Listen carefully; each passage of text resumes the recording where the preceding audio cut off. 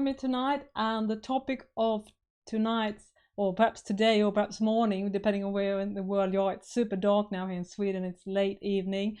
Anyways, the topic for today is sewing with knits, which is one of my favorite things to do, but it's also one of those things that I sometimes still struggle with. So I figured we should talk about that tonight and just see, what the common problems are, what we can do about it, and all that kind of stuff.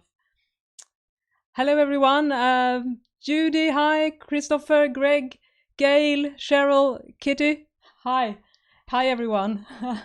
I will try to keep up with the chat. I'm sorry if I sometimes get lost a bit because there's so many things going on at the same time. So I'm not always super attuned to everything.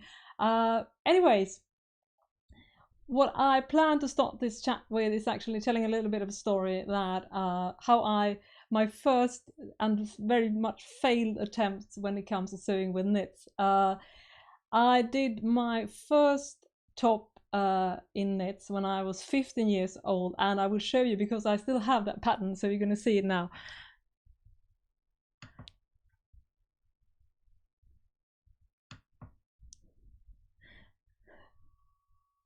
So this is how it looks like. This was in 1987, and as you can see, there is some major volume going on because that was the style back then. And for context, I am 160 centimeters or 5'3", so I was probably drowning in this top. And I did it in apricot and white, big stripes, because it was the 80s. And I made it on my mother's very vintage Singer sewing machine, and I had no idea how to sew with knits, but I did find in a book that you're supposed to use zigzag stitches, so I did that. And what happened was that, of course, I couldn't make the big stripes align first, because as we all know when we sew with knits, you have to sort of keep one of the upper layer back because otherwise it would stretch out. So the stripes were misaligned, and then when it was time to sew the boat neck, of course, I couldn't keep it in check because I didn't understand things like fusible. That was like a foreign language for a 15-year-old trying to learn to sew. So I just attached, the big facing that was very popular when it's back in the days. And what happened was that the boat neck just kept growing and growing. So it was like hanging loose down here and over here. So that was my first, and I will say I was much more forgiving then, so I still wore it to school and I thought it was pretty cool, but I had the nagging feeling that it wasn't perhaps the best the best attempt in making a knit garment. So that was my first attempt and pretty much failed attempt. Yeah, a prison shirt, right? Absolutely. Hi everyone, they're saying hi in the chat. And so about a year later on, perhaps two. Yeah, anyways, I was really getting into sewing, so I invested in a vintage sewing machine that had actually a proper stitch. So I did my second attempt making a dress in it, and I had seen in a movie because it had like a slit, an opening, not at the bust, but up here. And I wanted to copy that dress, so I just cut a hole here and put some facing in it. And of course, again, what happened was that the hole grew. So it was just like a big shapeless sack. So obviously I couldn't wear that dress. And that was my two first attempts when it comes to making knits. And I think I've learned quite a bit since then, but it sort of boils down to the need of stabilizing when you're sewing with knits. So that's like a key factor, and that's one of the topics I want to address tonight. Anyways, that was a bit of a backstory of my knit sewing life.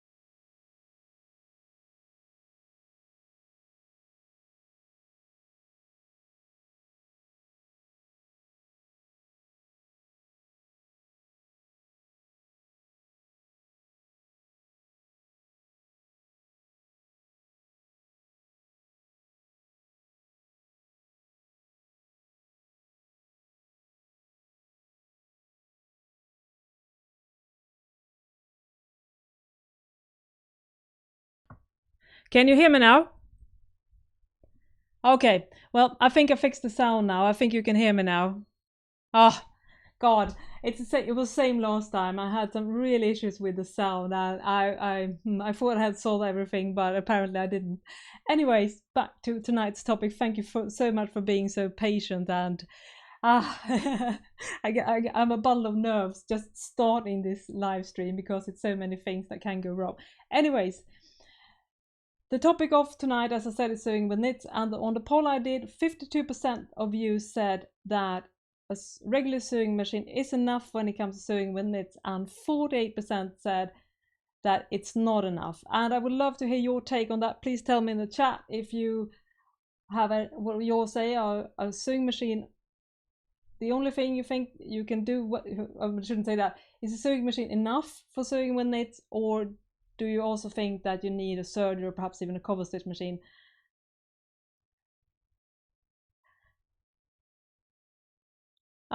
Linda, Faye, oh, it seems like some of the sounds doesn't work. I can't really say anyway, sorry. But for my own take when it comes to that, I personally don't think that a sewing machine is enough. It depends, of course, on what kind of fabric that you are making, but at least for me, I still struggle when it comes to certain very stretchy fabrics to sew them on a sewing machine. I think I've gotten pretty good at handling the sort of keeping the fabric from stretching out, but I still think that on some fabrics that doesn't have a lot of stability, I do struggle when it comes to using a regular sewing machine to keep that fabric in check and to keep it from growing out. But obviously for most type of knits, I definitely agree with the statement that a sewing machine can be enough, but I have found some fabrics that I work with really requires a serger, because with the serger you can use differential feed and adjust how much the fabric should stretch out or keep together. And with a sewing machine there are some hacks to prevent the fabric from growing, but on some fabrics it's really difficult, especially when you're doing very unstable knits like rib knits that doesn't have any elastine or lycra in it. Yeah, many says serger here. Okay. Oh, Rachel, you say that you have a serger, but it hates me. I would love to hear more about that. I can understand that feeling. When I was beginning using a serger, I had a tendency, whenever I came to the top of the sleeve, the sleeve head, what happened was that I slipped. So I had a habit of cutting through the fabric with a knife. It was absolutely impossible for me to serge a curve. So many of my first knit garments that was made had a little bit zigzag stitching here and there, because, and sometimes I even put like an applique or a little flower or something like that to hide those cuts. And of course if I had more fabrics I would recut the sleeve, but sometimes it cut actually in the bodice as well, because it's hard to control a serger.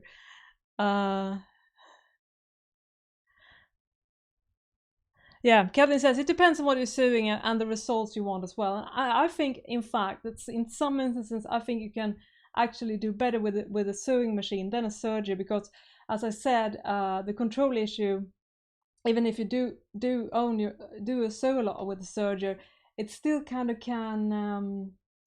I mean, it's a speedy monster basically, and it's like full throttle or no throttle. And whereas a sewing machine, you have control of every little tiny stitch. You can sort of manipulate the fabric and gently guide it if it's slipping.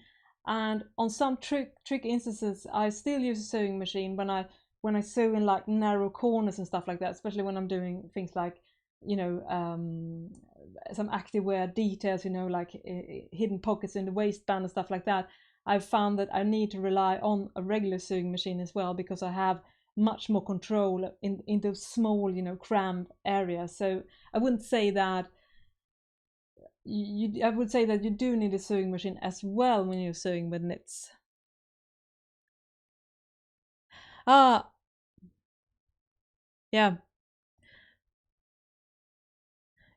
absolutely.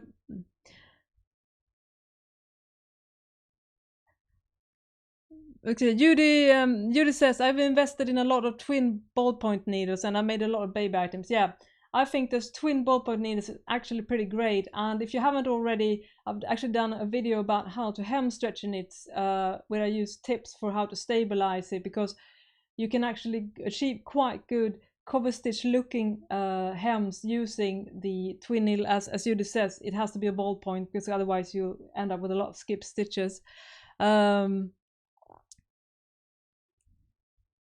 And Barbara says, I have not mastered the I2Y knits. I think that's the stretchy polyester, right? It's a term that I've seen in a lot of American.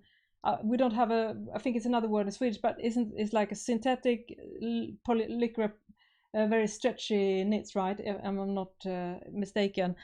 And need tips for neck and armholes. Are you, Barbara, are you using a serger or a sewing machine? I think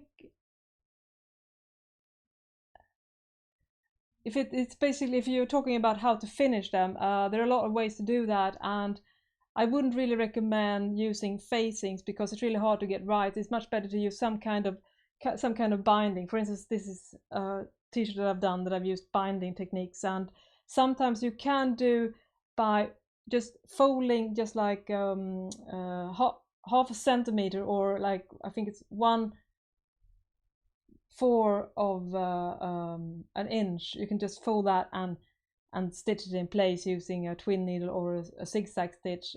You can do that as well, but it has a tendency to grow, so it's usually need to stabilize it with clear elastic or something like that, because especially when you're doing it on a sewing machine. Hello, Julie. Hi. Yeah. And Greg, but I think your name is something else here. I'm sorry if I can't find it now. Anyways, you said that sometimes I sew zigzag first and then serge. Yeah, it's a good idea.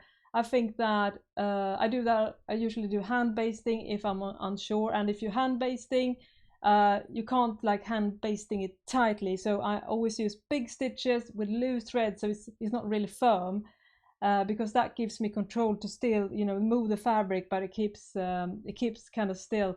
And I also have done zigzag just like you have done. Yeah, Barbara Clausen with a sewing machine. Yeah. If you haven't already, Barbara, you can check out my video. I think it's called How to Hem with Knits on a Regular Sewing Machine. How to Hem Knits on a Regular Sewing Machine. There I show the clear elastic method, which is where you attach a strip of clear elastic with a zigzag stitch around the neckline, and then you fold over the zigzag, and then you top stitch around it using either a second row of zigzag stitches or a twin needle. That's one of the ways to achieve a good finishing without having to use some type of binding solution. But it is tricky, I agree. Yeah, and Kathleen said she loves fold over elastic. That's another option as well if you're just having to rely on a regular sewing machine when it comes to finishing those armholes and necklines. Yeah, and AC said the same thing, fold over elastic. So yeah, a lot of votes for that.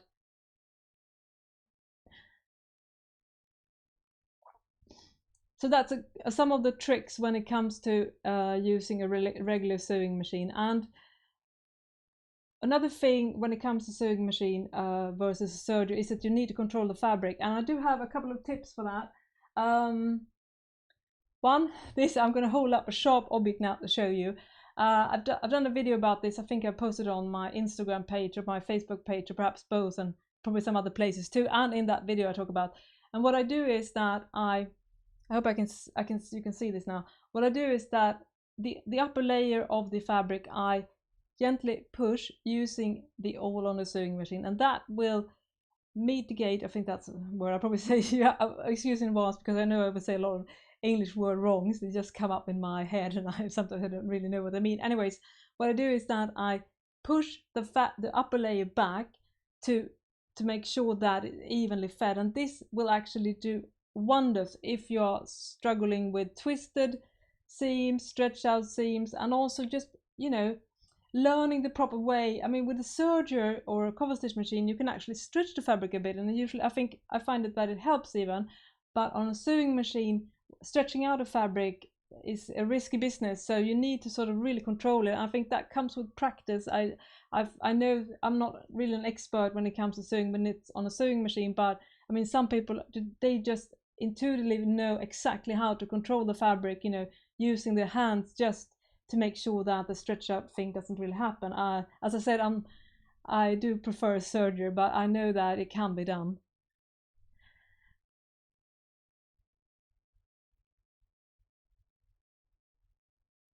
Oh, and Nard said something interesting here about knits. I use a serger at least 95% of the time, and I'm afraid I break all the rules regarding needles and suggested threads. I find it really does not matter. I'm happy with my result. That's an excellent point. I would say, personally, for sergers, I have never experienced much problem. I can use, I shouldn't say cheap needles, but universal needles with no problems when it comes to skip stitches and stuff like that when on a serger. However, if I am using a sewing machine or a cover stitch machine, that I've found that needles really becomes a sticking point for good results. So I don't know if you share that experience as well, or if it's just me, but I think serger is much more forgiving. I mean, skip stitches is a big problem, but I can just take any needles, just like Ned said, and it works on a serger. It's probably not right, because my serger, they do recommend using the ballpoint needles, but I agree with you, not that, yeah, it does work with pretty much any needle. Hello, Monica from Portugal as well. Yeah. AC gives a shout out about the awl as well. It's a great tool. Yeah, Cheryl said, I have a hard time serging curves. I try basting to see how it works.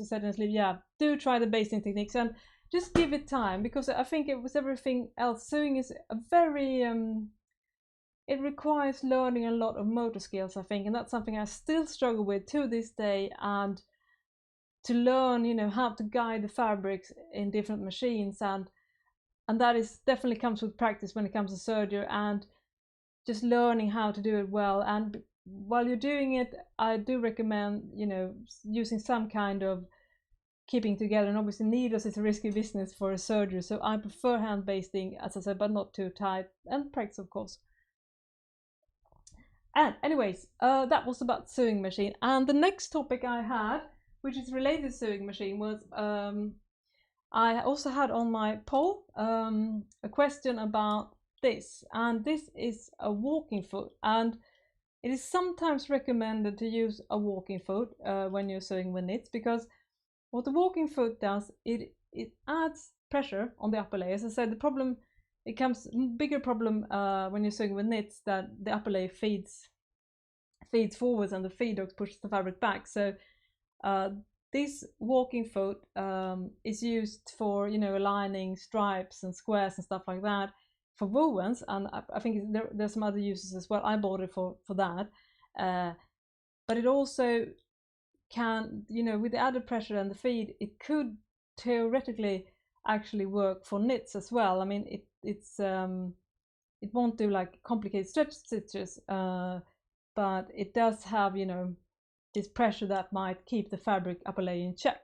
Anyways, if you haven't already, I highly recommend that you listen to the podcast Sewing Out Loud with Cedar and Mallory, and they talk about this particular topic in one of the episodes. I think it's from Masters. Yeah, I will link it up in the description section later on. And they make a good point for not using a walking foot on a regular sewing machine when you're sewing with knits. So, and in the poll I did, I asked the question, walking foot, yay or nay, and 60% said yes, they think it's a good idea. Let me see, 42% said no, and also 42% said I haven't tried it. So if you are, Barbara says it's also called a dual feed foot. That's good to know, because sometimes, you know, different language. Kathleen, yeah. Kathleen says, I use walking foot all the time with it, so I'm really interested in finding out how that works. To give you some of the objections that CD and Mallory had in the podcast, is that it will prevent some of the stretchability of a fabric because it puts so much pressure on it, and it can also make how shall I say, it doesn't, the stretch needs to be stretched, have some stretch and give, and perhaps a walking foot doesn't really do the job for that. And another disadvantages of using a walking foot is obviously that it can't do stretch stitches on the sewing machine. You know, the stretch stitches are those overlock mock overlock seams that they usually do like a 1 step forward, 2 step back, 1 step forward, 2 step back, and apparently, I have not tried this myself, you can't do that with a walking foot. It can't really go back and forth like a regular presser foot can do. So that's another thing. But obviously, it's really interesting to see that it actually works, at least for Kathleen. Yeah. Yeah, and Christopher said, just hearing the rant of Mel and Seed in my head now. Yeah, they're excellent because I love them. It's very opinionated. Sorry if I pronounce that wrong. So it's a great, very entertaining, and also a very you learn a lot by listening to that podcast. I learn new stuff every episode, and so if you haven't already want to learn a lot of new stuff, technical stuff especially, and how to use the machines, I highly recommend their podcast, Sewing Out Loud. And Kitty says, I have a Pfaff sewing machine with a built-in walk-on foot, but I don't use it quite as, it doesn't good as job as the two different feeders on the serger. Yeah, I would agree. I've only tried this a couple of times on knits, and I was underwhelmed, and because I already owned a serger and a cover stitch machine, I couldn't really see the use of a walking foot. So, but obviously, you know, whatever works, I think. As I said, I don't really have any much personal opinion about the walking foot because I just tried it 2 times 10 years ago, and I was like, I just stick to my other machines. So I won't give any hard point of views on that myself, but it's good to know, because I think sometimes you get these like recommendations, and they don't really tell you how to use a walking foot. They just say, oh, use a walking foot when sewing with knits, and they don't really tell you what kind of stitches you can do with a walking foot, and what kind of knit fabrics that will work with a walking foot and not work with a walking foot. So I usually see very generic advice, you know, do a walking foot, but is it for hemming? Is it for side seams? So that kind of stuff. So it's food for thought.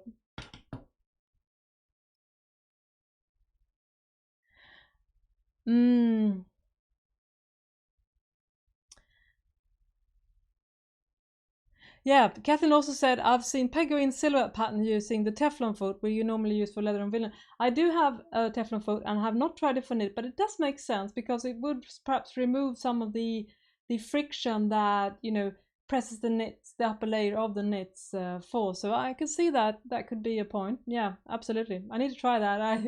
That could be a topic for another live stream. Yeah, let me see here, because I do have a yeah, and now I want to talk about something that I have struggled a lot with, especially on my beloved cover stitch machine. If you follow me in some of my channels, you know that's a bit of a, I love my cover stitch machine and I hate my cover stitch machine. And because it's so very, cover stitching is, how shall I say, it's a fine-tuned sport. So everything needs to be 100% correctly set up in order to achieve good result, especially if you're venturing out from, you know, the most simple stable knits and doing more like polyester knits and that kind of fabrics that sort of repels the needles. So I want to talk about skip stitches now. I tried actually today to do some research and see of the technical course of skip stitches. I couldn't really find that. So if you know exactly why, I mean the physical thing that happens with skip stitches, I would love to know that. But what I can't talk about, so please tell me if you know, tell me in the chat. And if I well, what I can answer is many of the courses behind skip stitches, because that's something I've learned the hard way. And when you're sewing with knits, sooner or later you will encounter skip stitches. It's just the way it is. And the first course of action, let me see here when I put that, yeah. The first course of action is, and probably the most common reason why this happens, is the needles. First of all, there are no like 100% steady rules, but having a ballpoint needle will in most cases when it improve the issue vastly, because what the ballpoint needle does is that it pulls the yarns aside instead of trying to punch a hole like a regular needle. And so if you get skip stitches, first of all, make sure that you're using a ballpoint needle, and secondly, make sure that the ballpoint needle is in fact pretty new. I don't remember when I heard this. I can't. Sorry if I can't give you the source, but I read somewhere recently that you're supposed to use your needles for 6 hours sewing, and then switch. That could probably explain a lot of things that has gone wrong in my sewing life. 6 hours. Do you follow that rule, or were you familiar with it? I was pretty shocked, and it needs. I need to reevaluate my needle switching system. But anyways, use needle which will, of course. So if you do get skip stitches, I found that it's usually a sign that I need to use a fresh set of needles.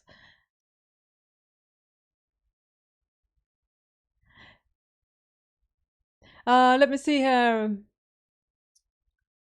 Yeah, changing your needles. Yeah, and Kathleen said the ELX 70594. That's the best pair of needles. I'm gonna give you a story about this one actually.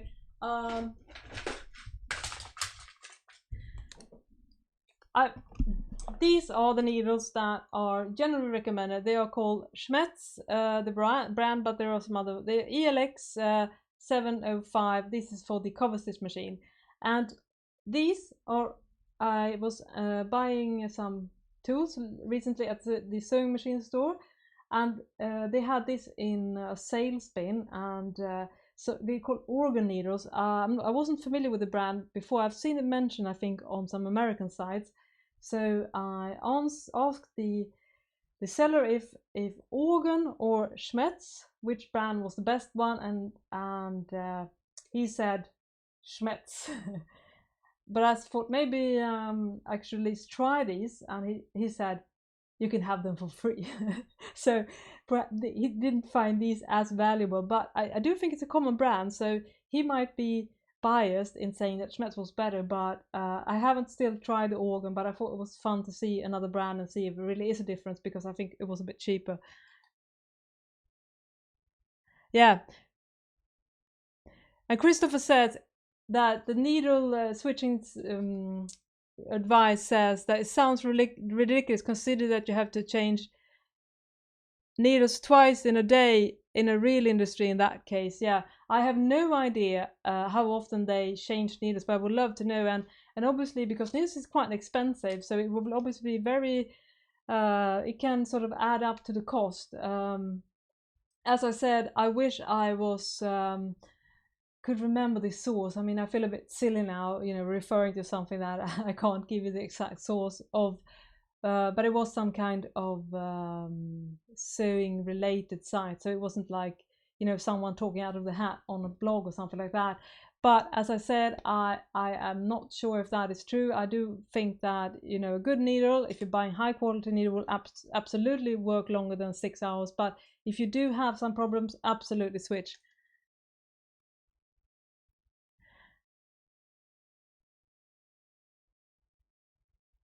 And Kathleen said that she heard that the organ needles are very good, so obviously that could be the seller, just being a bit more Schmetz biased.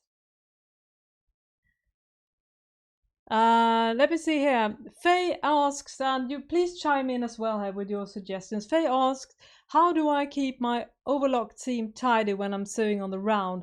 It always looks a bit messy, loopy, where overlocked onto and then off the fabric.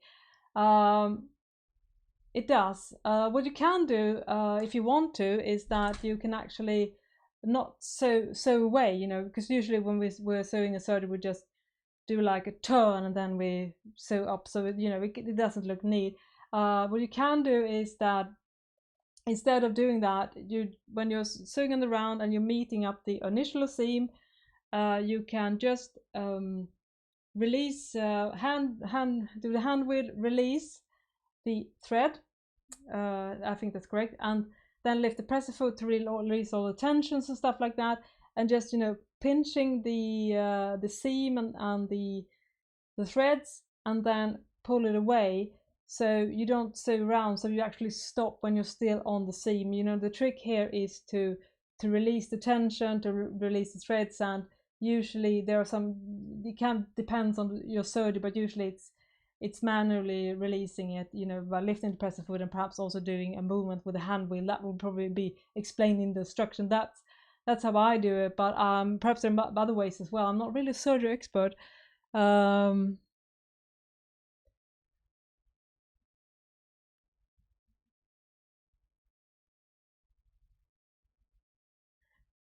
Yeah, and Christopher, he says that Janome is into organ, but I still like Smash more. Well, obviously they're probably good brands, and what you shouldn't do, which I have done because sometimes I'm cheap or also stupid, is to buy those no brand needles that are perhaps in Sweden at least sold in like regular grocery stores.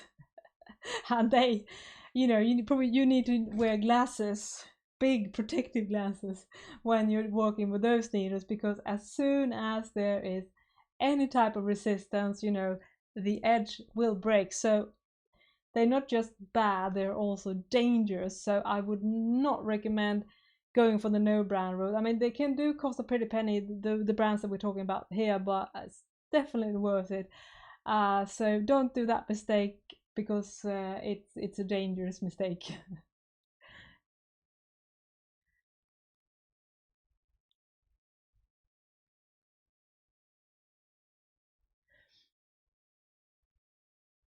Yeah.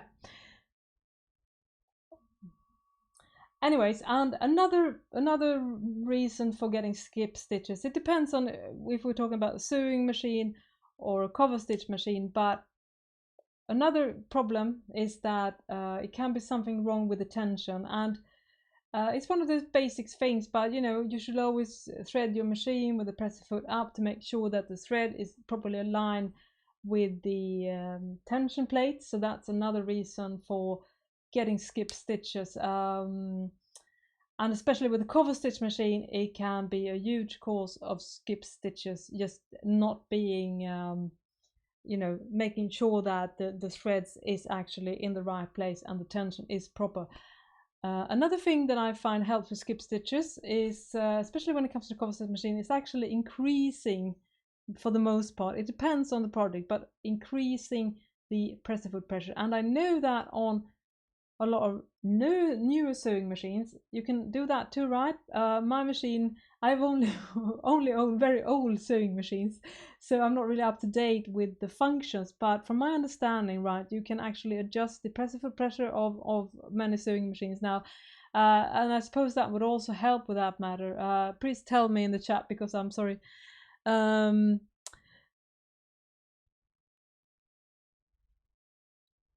Let me see here if I can see something in chat.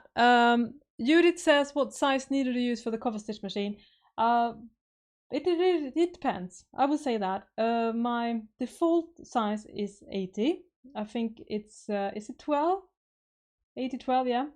And, but if I do experience skip stitches or are sewing, you know, over a lot of layers, perhaps there are some elastics or like several layers and perhaps even a seam allowance, then I usually switch to 90. And to be honest, fingers crossed, up until this point, I have never ever experienced any holes in the fabric, in the knit fabrics, using 90. And I've used work with delicate fabrics, and I work with thick fabrics, so I have not experienced any holes. So I would say don't be afraid of using a 90 needle. I think it's 14, 90, 14. If you are having some kind of issues when you're sewing, when it's as a ballpoint needle we're talking about here.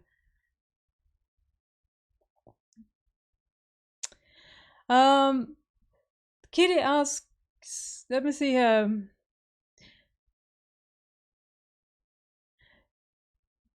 Yeah.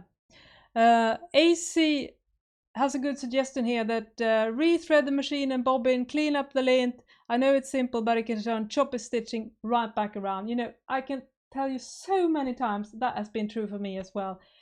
You know, it's usually so easy. Just start from scratch doing it again. And another thing that is I've experienced many times myself when it comes to getting skip stitches on a cover stitch machine, and it's also true when you're sewing on a regular sewing machine, is just make sure that the needle, when you insert it in the slot, that it hits up to the bar, so there can't be even a tiniest little distance, because that will be it's a very common cause. I think on my current cover stitch machine, there's actually even a tool, so you put the needle and sort of push it up into the slot. So I sometimes forget to use that, and it was just the other week I was sewing and I got skip stitches on the cover stitch machine. I was like, oh, I did everything I thought, and then as a final call of action, I checked the one of the needles and realized that I hadn't pushed it all the way to the slot, and I did that. Voila, everything worked like a shot. Yeah. And Kitty says, do you use a ballpoint needle for all fabrics? I have read that you should maybe use a stretch needle rather than ballpoint needles. I think those are the same things. And Christopher said the same. He also said that it's the same things. Correct me if that is not mistaken. All the sources, and I do own a fair bit of books about this, and I have never heard about a special stretch needle. It's usually used interchangeable, but I could see the point of using the wording, the phrasing stretch needle, because it's much easier to understand if you're in a sewing notion store and you're wondering what kind of needles. If it says stretch needle, then it's much clearer that that's what you're going to use. A ballpoint needle isn't very self-explanatory, if that's correct, the word. So maybe that is, or perhaps as and Kelly says it's jersey needle and a ballpoint needle. I would love if you could sort of clear that out. As I said, in Sweden, we don't. I have not seen that kind of distinction. But perhaps there are some difference. But Kathleen said that there's a jersey needle and a ballpoint needle. Perhaps there's some subtle differences that, and I would love to know that. So yeah, and if I do find some explanatory source about this, I will definitely link up in the description afterwards, and I will also do an accompanying blog post with this video. So if I can do some more research, or if you can hint me to something, I can direct you there so we can get that sort of cleared out. I'm sorry, as I said, I have not seen that distinction, but obviously that doesn't mean that it doesn't exist. But I suspect that they must be some perhaps similar, but perhaps the edge is perhaps a little bit shaped differently than on those needles. Yeah. And there was another thing I had about I can see here.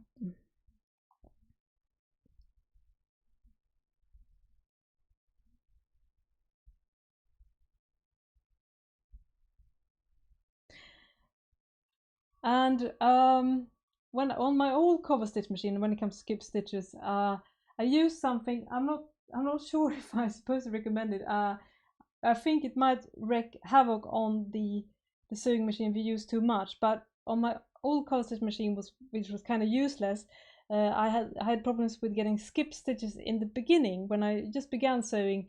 One of the needles usually missed a couple of stitches in the beginning, and it's always good, to have it properly set up from the start, because it can cause more issues later on. So what I was recommended then, this I think it's an American product. It's called Sewer's Aid, and I think it's like a silicone solution. And what you do is that you just put some drips on the threads and perhaps a little bit on the needle point, and because lubrication can also be a cause of skip stitches, and that actually helped on my old cover stitch machine when I got that initial skip, because it was like it needed a couple of stitches before it sort of worked smoothly. Have you tried this one?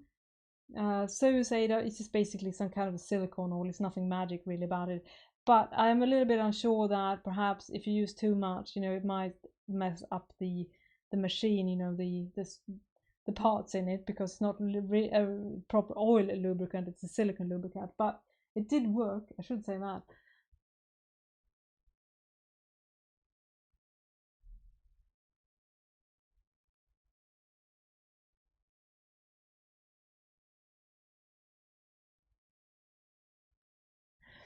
Yeah, it's a good, interesting discussion going on in the chat here. Some say that they have been said there is a different kind of needles, and some has the understanding it's the same kind of needle. So we really need to. I will try to look that up so we can. But there are signs obviously pointing to the fact that it might actually be two different kind of needles. So you always learn something new, and that's great.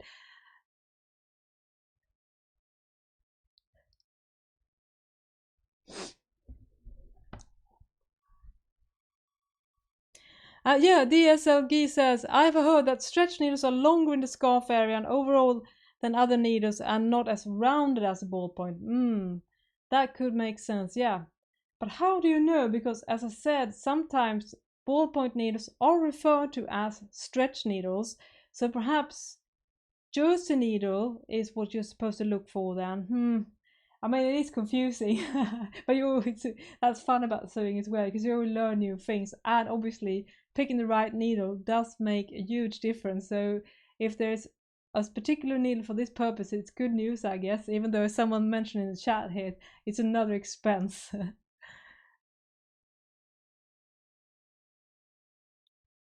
Okay, yeah.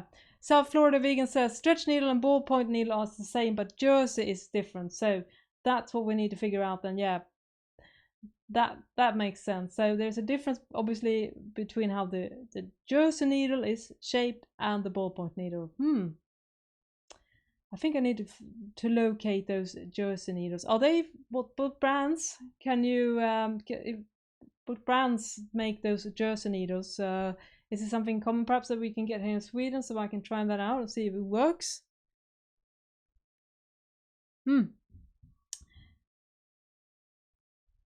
All right. Anyways, now I also want to share you some tools. As I said, I used to use the lubricator, but two things that I have begun using in the last few years is to stabilize knits. Is first of all this. It's I think the brand name is Wonder Tape, and there are several different manufacturers who sell this. And what is the Wonder, you might ask? Well, I think I'm sure that a lot of you are already familiar with this because it's very popular.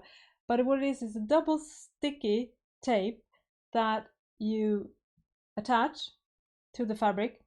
And what happens is then when you wash the fabric, the tape will dissolve, and this is super useful when you're struggling with for instance hems to stretch out.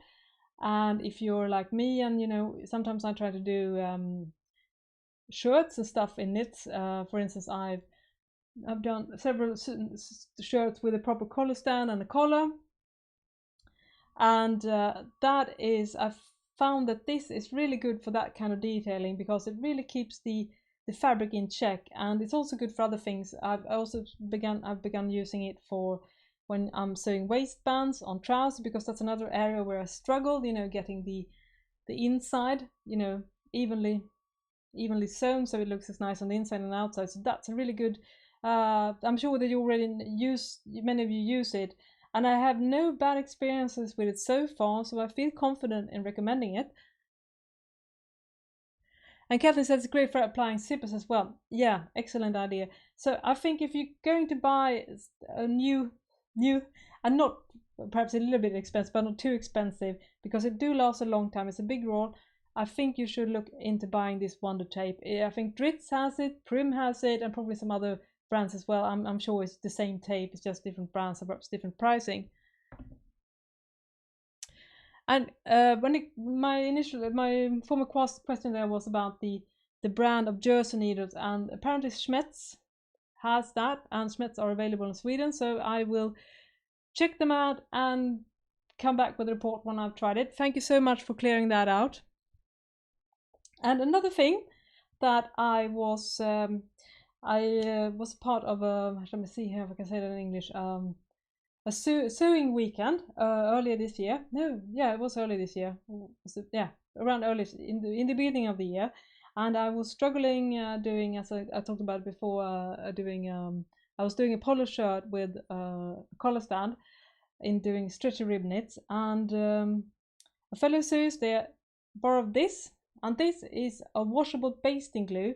I think it's the brand I have is Sewline. It looks a bit Japanese, almost a pink with white butterflies, and this is a green gooey thing, and just like the Wonder Tape, it actually washes away. So I've started to use this a lot, and because one thing that I personally struggle with when I'm serging sometimes, especially if I'm not really lining the fabric, is that when I start serging, I have a tendency of getting a slight that the upper layer just fold a little bit, you know, like just a tiny bit. So you sew over a fold. There are probably some tricks. I mean, obviously, if you can align under pressure foot, that shouldn't really happen, but sometimes it does.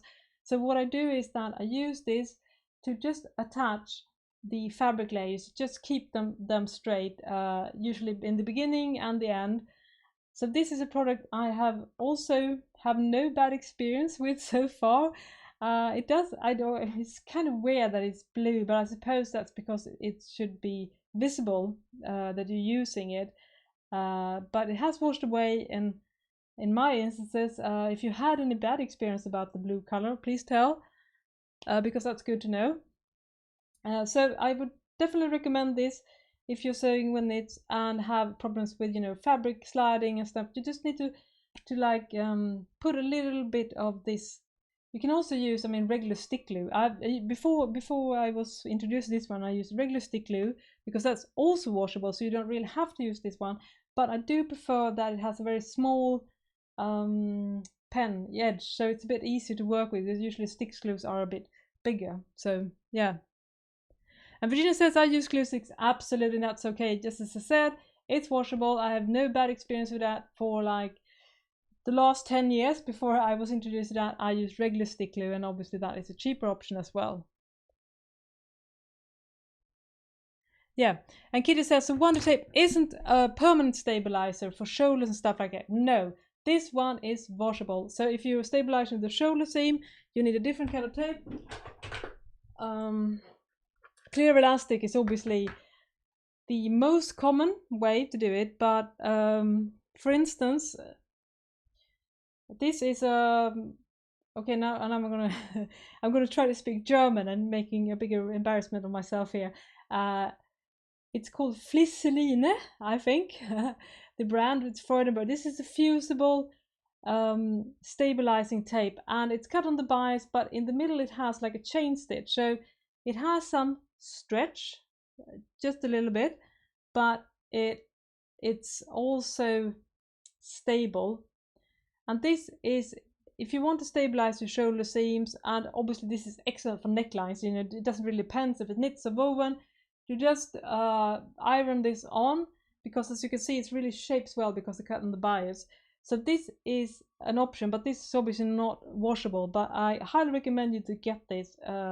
You can cut strips, you know, doing using regular fusible interfacing as well, but the chain stitch is the genius about this one, because it keeps the strips from not stretching out too much. I suppose you could mimic this if you're on a budget, perhaps sewing a stitch, I don't know.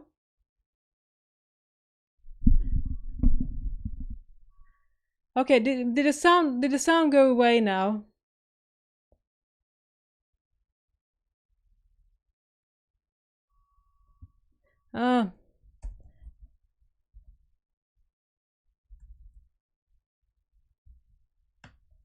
Okay, maybe there's a sound issue now, hopefully. I'm just gonna check here. Oops.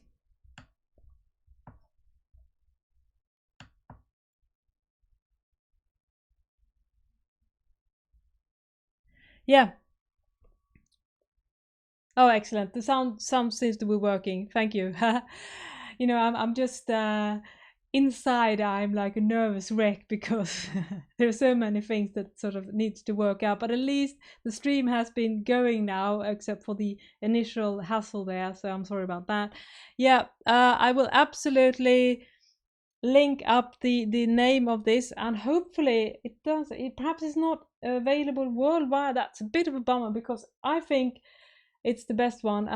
I was introduced to it because I sew a lot from the German pattern magazines, and they have always recommended this. And first I was a bit like, I can cut my own strips, but when I switched to that one with the chain stitch, I was like, forget the rest. This is the best.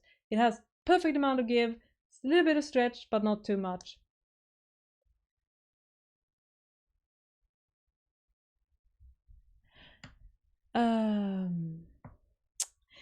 So that is another tool, the Wonder Tape. So all the stuff I'm talking about now, I will link up. Probably not until tomorrow because it's getting late here. But I will definitely. Oh, sorry. Actually, my share is falling to pieces. But that's another story. Hopefully, I can sit up for at least the duration of this live stream. Anyways, we had some more topics to. Rachel says, Raquel, sorry, Raquel. We have knit stay tape in the USA, so hopefully you can find that as well.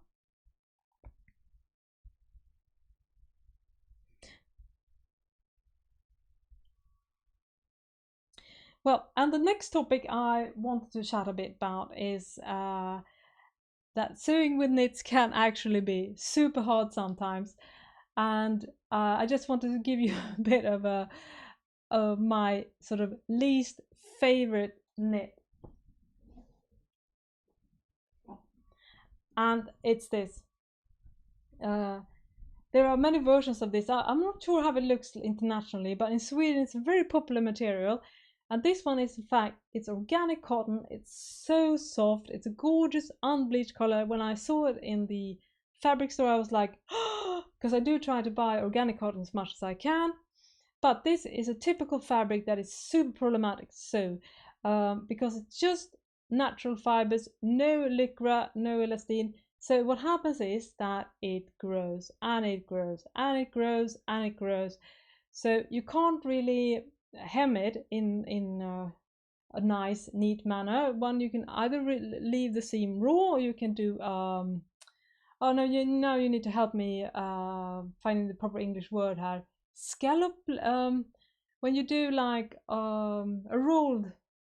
It's like a hem that is wavy like this. It's a design feature. I can't think of the English word right now.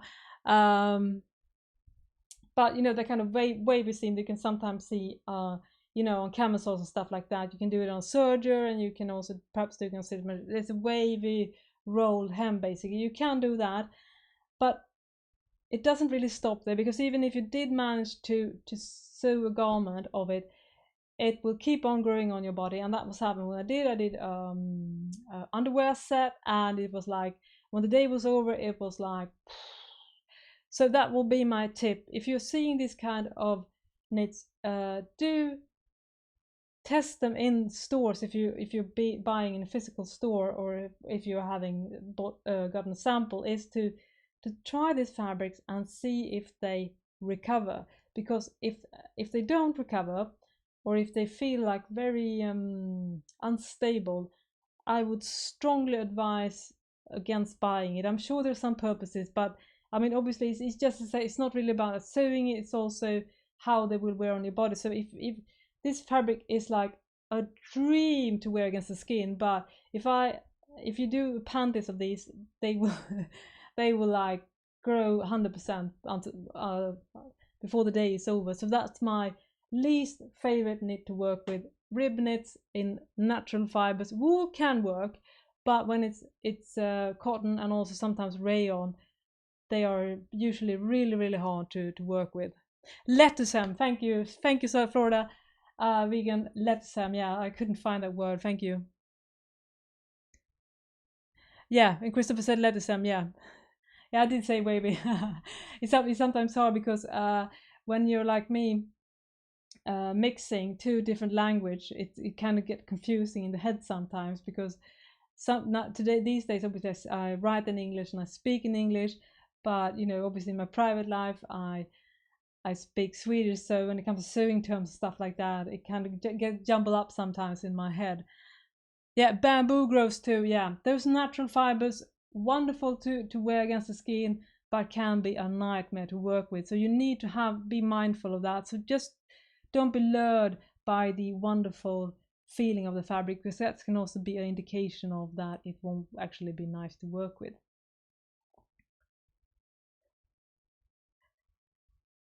Yeah. So knit fabrics can grow. Anyways, the chat is almost over now, so I will do just a final. As I said, I'm gonna show you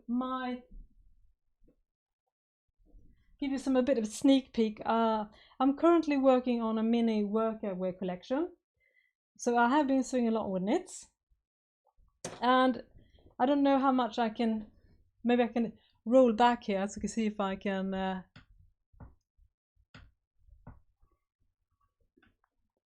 So these are a pair of shorts that I've just recently made, and it's a custom print spoonflower fabric, and I designed the fabric myself, and I think the spoonflower sports lycra is really good. I made a pair earlier this year, and it has been very color fast.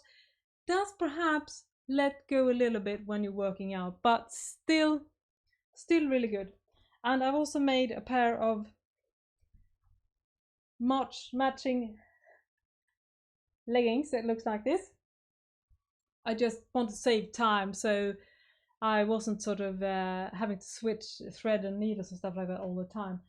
And if you have followed me, oh, I dropped something. If you have followed me on Instagram lately, you have seen that I've struggled a fair bit with learning how to use the binder attachment on my cover stitch machine, and it has been I can't. I mean, I even feel mentally exhausted just thinking about it. But what happened was that late Friday night, after spending like more than 8 hours, no kidding, during the last few weeks trying to master the binder attachment, I actually managed to make this. And I mean, it does have some tiny, I mean, it could have been, feeded more evenly, but this is I will say I'm impressed with myself, if that's a word, because it was so hard to make this happen. But I'm so proud of myself that I didn't give up, and that's something perhaps that I want to share with you, that don't give up, and sewing is hard, so sometimes we need to train a lot in order to really master the craft. So it did cost me a lot of time to just make this simple binding, but the good thing about using the cover stitch machine is it looks as neat on the inside as it does on the outside. So that was it was a big victory for my sewing skill, and it was also one of my sewing goals for 2017 to master it. The binder attachment. I wouldn't go and say here on record that I mastered it, but at least I managed to sew a top that the binding looks nice, so that's good. Anyways, it's about time to round up now. As I said, I will link everything, and I also got questions about my upcoming book about sewing active, where I'm working like crazy on it, but obviously I'm also having a daytime job and a lot of other things going on. But I am pretty sure I can confidently say that before the new year it will be out. I am editing every day and taking photos, and I can see the progress getting better and better, but I also want to make sure that the book is really good, well researched, and has a good, proper nice layout and all the stuff. So it will take some time, but I do feel, knock on wood, that before the new year I will have a book out. And you can also go to my blog and sign up for updates when the book will be available. I've also sent out a couple of emails before that, telling, so you can give you some kind of progress report on how the book is going. And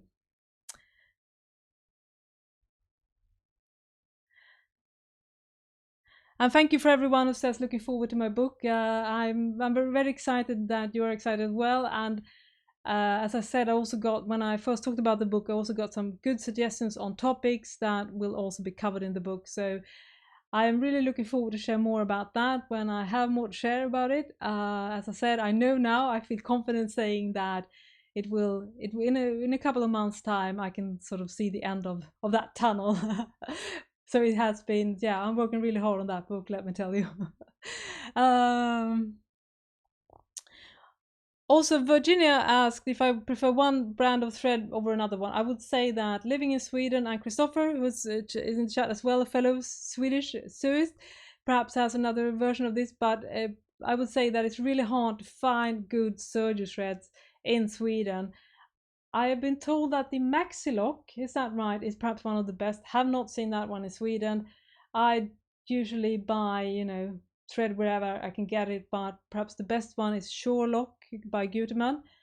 And I also buy coats sometimes and some no brands, and well, I buy all over the place, and I have not can't really say I feel confident about saying that I have a great brand, but I think Maxi-Lock is perhaps the highest regarded thread, but I don't think it's available in Europe. Please correct me if I'm wrong. So, okay, anyways, thank you so much for coming and chatting with me. I love it so much. I will definitely try to make more live streams in the future. And if you have any topic suggestions that you want me to talk about, just tell me in the comment section. And of course, well, stitch safe. And well, good night, or perhaps have a good, nice day. And well, I'll see you next time. Bye bye.